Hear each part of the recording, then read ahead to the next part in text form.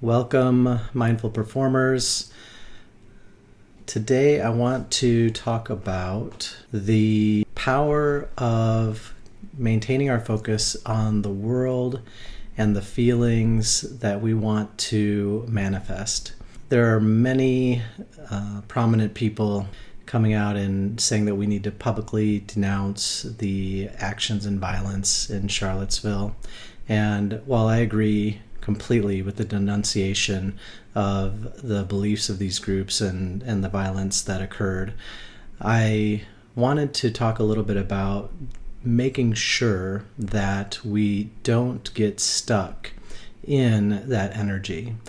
Because many times we'll start with the denunciation because it goes against everything that we believe in, and then we continue to speak about it, to speak about those groups and generate those negative feelings that those groups are hoping to spread and are hoping to create division within us, our neighbors and friends and family and within our communities. So I think it's important to remind ourselves as we work through these tragic events that what we really want to focus on is the feelings that we wish to be experiencing on a regular basis.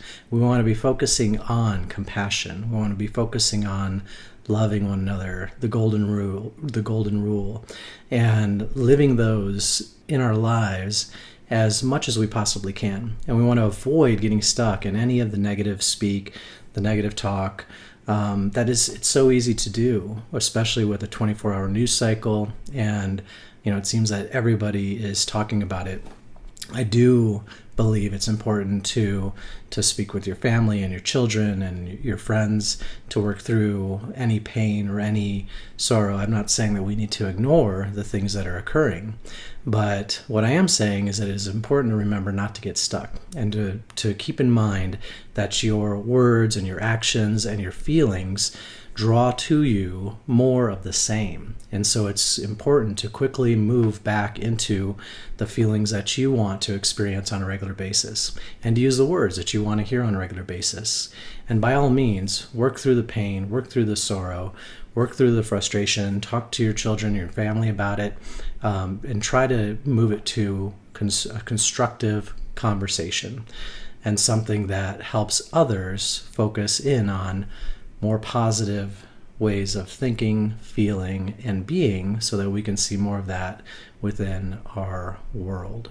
I just wanted to touch on it because I have a lot of video and news topics coming up in my news feed on like Facebook and social media.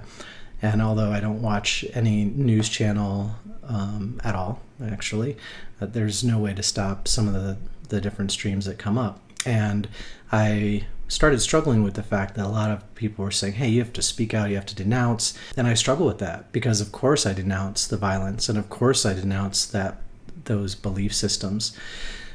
But I also believe strongly in keeping more of my attention on what I want to build and what I want to see in my life versus spending too much energy on what I consider to be negative groups, negative actions.